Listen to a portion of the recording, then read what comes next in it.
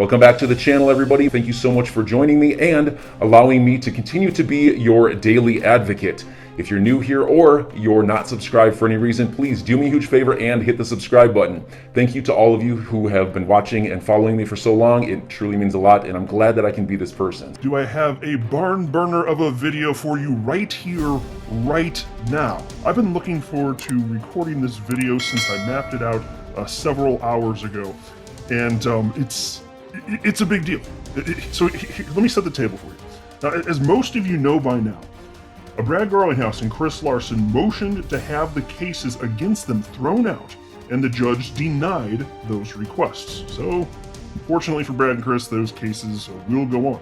But the SEC then filed a supplemental document to the court arguing that this denial made the 63 Hinman emails and the Estabrook notes irrelevant to the case and undiscoverable. And I already made a video highlighting how illogical that argument is, so I'm not going to be rehashing all that. But of course, the 63 Hinman emails, it's referencing emails associated with drafts of the Billy Boy Hinman Ethereum free pass speech from summer of 2018. So that's what that's about. The Estabrook notes, those were notes that were taken by Matthew Estabrook, then an SEC employee, he's a lawyer, and he took notes as Elad Roisman, SEC Commissioner Elad Roisman, and Ripple CEO Brad Garlinghouse were having a conversation.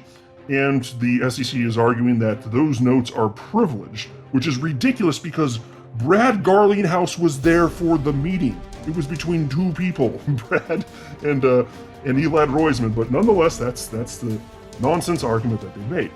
Now, today, Ripple has filed, well, for me it's still day because I haven't gone to sleep yet. Technically, it was yesterday. It's past midnight right now.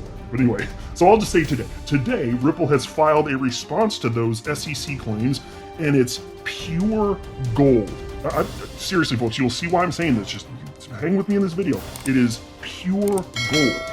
Ripple attorney Matthew Solomon also reveals new information, which is causing the entire XRP community to question what he knows that we don't.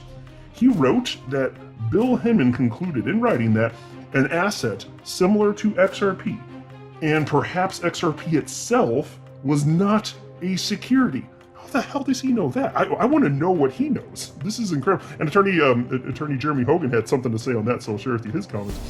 And this topic has also has Attorney John Deaton talking about a high probability of settlement if certain parameters unfold in a certain way. So this is all really good stuff here. But before going further, I do want to be clear, I do not have a legal or financial background of any kind. I am not offering legal or financial advice, and you definitely should not buy or sell anything because of anything I say or write. I'm just an enthusiast who enjoys making YouTube videos about crypto topics, but just as a hobby and just for fun. And take a look at this headline. This is from ProCoin News. The headline says it all. Jeremy Hogan. Is the SEC hiding a document where they concluded XRP was not a security? That's a big question, isn't it? Are they intentionally hiding something that would be exculpatory? Well, you'll see, and I'm going to go through everything. I got to do this methodically here, though. But here's Ripple's response. It was shared by attorney James File, an XRP community member, and he wrote the following.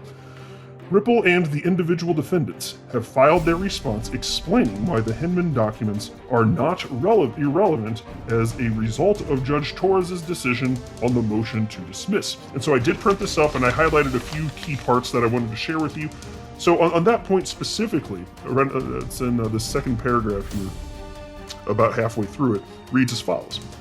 The January 13th opinion compelling the SEC to produce communications regarding the Hinman speech was expressly not premised on a finding that the individual defendants' articulation of the standard of recklessness was correct and the SEC's was erroneous. So pause, I'll just note, so that's what the SEC was getting at in the video where I covered it. Again, I don't want to rehash the whole thing, but they're doing everything they can. Look at how desperate the SEC is to prevent these notes, these emails from getting into the hands of Ripple. They have to be completely disastrous, or else why are you fighting this hard and ridiculously? Because the January 13th opinion, that said, hey, yeah, Ripple is going to get all this information. And then they started they went into panic mode, clearly. Everyone in the SEC, they went into absolute panic mode here. And just filing all sorts of stuff, and in fact, at times outside of the rules of the court. So it's just crazy how they And then it also reads the following. The court takes no position on the parties' formulations of recklessness. Judge Torres's recent decision, therefore, does not merit reconsideration of the court's January 13th opinion, and the Estabrook notes are not internal documents. They are notes of a meeting with a third party that this court has repeatedly decided are relevant to defendant's case. Now, attorney Jeremy Hogan, he got to the good stuff, though, and that's what we're going to talk about right now. Like the second half of this video, I don't know how long this video is going to be. I never know when I start recording, but the second half of this video, which is basically starting now, I'm guessing anyway. This is where it gets really interesting. Check this out. So here was a tweet from attorney Jeremy Hogan, and he wrote the following. I tried to analyze this for you in a true legal sense, but my mind was blown by the part below, and I couldn't think about much else. Is the SEC potentially hiding a document in which the SEC concluded that XRP was not a security? What does Solomon know? Excellent question, Mr. Attorney Jeremy Hogan. So here's the relevant portion. Reads as follows. This is absolutely mind-blowing. The discussions, including the 52 unique drafts of the speech, bear on whether the individual defendants' understanding and conclusions were reasonable under the circumstances or reckless. The SEC should not be permitted to argue to the fact finder that Mr. Garlinghouse and Mr. Larson were reckless not to recognize that XRP purchasers saw XRP as an investment in a common enterprise while concealing potentially, and this is it, that the SEC's own director of the Division of Corporation Finance, that's Bill Hinman, had analyzed a substantially similar digital asset, and maybe even XRP itself, and concluded that it was not. Where'd they get that? What does Solomon know that we don't? How does he know that Billy Boy Hinman here analyzed an asset and that it might even be XRP and determined that it's not a security? How does he even know that specifically? I mean, because look, as far as these notes go, and I'm going to share with you some comments from Attorney John Deaton just a little bit later in the video, but we already know that there was a June 13th, 2018 memo, and we know that memo, we don't know exactly what's in it, but we know that because of what has been shared by the SEC, we know that the memo did not find that XRP was a security. So there's stuff like that here, but what specifically is Solomon talking about here? This is fascinating. Now, if you go a little bit further, this is on here, I just put on the screen for those of you that are looking at the screen, not just listening. At the bottom part of page 3 now, take a look at this. This gets really super interesting. Sorry, one sec here. Okay. The Hinman speech, it's right down here where my mouse is circling. The Hinman speech communications are directly relevant to defendant's fair notice defense, which Judge Torres specifically allowed to proceed over the SEC's motion to strike. In support of the fair notice defense, defendants are entitled to evidence that speaks to the level of clarity and sufficiency of the SEC's guidance to the market on digital assets. Internal communications that demonstrate the SEC could not have given clear guidance because they themselves had not sorted out how to approach digital assets would be not only highly relevant, but potentially exculpatory as to Ripple and the individual defendants. Internal SEC communications about the 52 drafts of the Hinman speech will also likely confirm the SEC's awareness of market confusion. Now folks, all of us operating in the world of crypto, even just as retail speculators, we know that there has been from the beginning of time, for as long as crypto's, there's been nothing but confusion in the space in the United States. We know that to be true. The SEC's arguing otherwise, that everything's perfectly crystal clear. And so here you have attorney Matthew Solomon arguing, no, these drafts are super important to Ripple's fair notice defense, which Judge Torres says, yes, Ripple does get to argue the information included in here could be exculpatory. You can't just broom this away. Can't do that. That's not right. And it is that big a deal. And again, I can't wait to get to Attorney John Deaton's comments on this. I'm going to have to circle back to this topic. Let me read a little bit further, though, because there's another section now here in like the middle of page 4, right around, start right about here. Here we go. All right. In his speech, Mr. Hinman offered the view that, quote, current offers and sales of Ether are not securities transactions, end quote. But Ether was associated with a central actor, the Ethereum Foundation. It was initially sold through a process that raised funds for that entity, and technologies using the Ethereum blockchain were funded in part by sales of Ether. Defendants are entitled to argue that the market should have viewed and did view XRP sales in a similar light.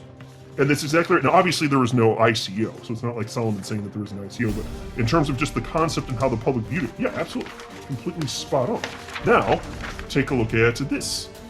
In response to that tweet I shared with you a couple minutes ago from attorney Jeremy Hogan, somebody from the community wrote, "Do you now feel a settlement is coming in the next weeks?" And attorney Jeremy Hogan did respond to that. He tagged John Deaton, and he wrote, "John Deaton said it months ago. If those emails are required to be turned over, there will be a settlement shortly after." Now, folks, to this point, they were demanded to be turned over January 13th, but technically, because of the SEC's request, the opinion could change. It doesn't sound likely, but it could change. So it's still an if technically as to whether or not this is going to be turned over. And attorney John Deaton saw that, and he did respond to Jeremy Hogan, and he wrote the following. "If Judge Netburn orders the emails turned over, as I believe she will, the SEC has 10 days to appeal to Judge Torres. If Judge Torres affirms Judge Netburn, the SEC could try an appeal or writ of mandamus to the Second Circuit to delay a couple months, but the clock will be ticking for settlement." So folks, if it goes down like this, it could happen rather quickly, relatively speaking anyway, because I think it was attorney Jeremy Hogan, if I'm not mistaken, that was saying potentially it looks like this case, if fully adjudicated, might go through towards the second half of November of this year. So even if it's, a couple months later, okay, the SEC, I think they know that they're in trouble. I really think they know that, because this behavior, they wouldn't be behaving like this. It's bizarre. If there's nothing incriminating in there, they would not be fighting so hard. And if the conclusion were the opposite, that they found that, of course, XRP is a security, they'd be absolutely broadcasting it all over. They didn't find that. They clearly, because that would have helped their case. So of course they'd be shoving that from the rooftops, but they didn't find that. My fellow XRP YouTuber, the digital asset investor, wrote the following. "Just imagine if there is a document proving the SEC brought this suit knowing they had already concluded that XRP was not a security. Scandalous." Now that I firmly agree with. Because think about what that means. In fact, it's even more disgusting than that. So if we come to find that there really is something exculpatory in the Hinman emails, the 63 Hinman emails, if there really is something that proves there's market confusion, or that the SEC folks at the top are saying, hey, what about XRP? It looks like it's not a security. If the SEC knows that and they're still proceeding with the case, these are just the scum of the earth, these people. If this ends up being true, like you know how I feel about the SEC. Do I need to go down that path? But it will be just infuriating. I mean, I'll be thrilled that the information comes out, but I'll sit there looking back and be like, my gosh, these are terrible creatures. These terrible little asshats at the SEC. Can you imagine doing that? Like, just dragging Brad and Chris through hell and Ripple as a company and damaging materially their actual business here, harming XRP investors to the tune of billions of dollars, and you have in your hands documents that you know proves that your case is complete BS? That would be shocking. It'd be a big deal. Now, I wouldn't be surprised, but it would be incredible to find that. Now, I just, again, with the way they're behaving, what are the odds? And then the digital asset investor also wrote the following. This would be the smoking gun, because it would finally prove Jay Clayton filed this case as a weapon, like attorney John Deaton has been saying all along. Congress would have no choice but to investigate the SEC at that point. Well, yeah, I don't know for sure if there would be investigation. That would be nice. They could try and finesse this any number of ways, though. So maybe there would, maybe there wouldn't.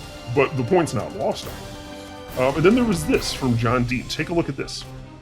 On this exact topic, he wrote the following. As I've said from the moment we learned there are 63 emails with 53 drafts, the likelihood XRP was mentioned or referenced at least one time is very strong. XRP battled Ethereum for the number 2 spot behind Bitcoin for over a year. What are the chances one person in those emails replied, What about XRP? If we're going to give Ethereum clarity, we have to give XRP clarity. I don't see a difference between Ethereum and XRP. You know, if we give clarity to Ethereum, they will ask us about XRP. How do we respond? Or, Bill, XRP is way less of a security than Ethereum, etc., etc. Imagine if one of the staff added XRP in one of the 53 drafts and Hinman took it out. I've maintained that the most important decision in this case is the one pending, whether Ripple gets these emails. This case settles when the SEC has a deadline to turn over those documents. Whew. Now that's pure fire. So that's what I'm thinking's coming. I wouldn't be. I'll just for fun guess. That's what's going to happen. I think that these emails are going to end up in the hands of Ripple, and I think that the SEC at that point will have to acknowledge that they've lost. They're not going to be able to win, and so they're going to try and save face. And the only way they can do that is through settlement, because if they go through the court system, they're going to lose if this happens. The probability would be very high. I suspect anyway. Very, very high. This is exculpatory evidence if this exists.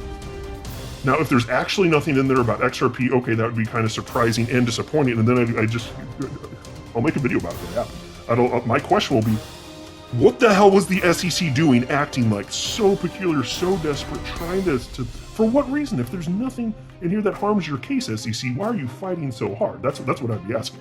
And we perhaps never know the answer. But again, I don't think that's the case, and that's why. Interesting stuff. Isn't this huge? What does Solomon know? What does attorney Matthew Solomon know? How does he know that Billy Boy Hinman came to the conclusion that a similar asset to XRP or XRP itself was not a security? How does he know that? So enjoy your day, everybody. I'm always here for you. Leave any comments or questions below, and be sure to subscribe. But thanks, everybody. I really appreciate you. Enjoy your day, and I always have your back. So thanks so much, everybody.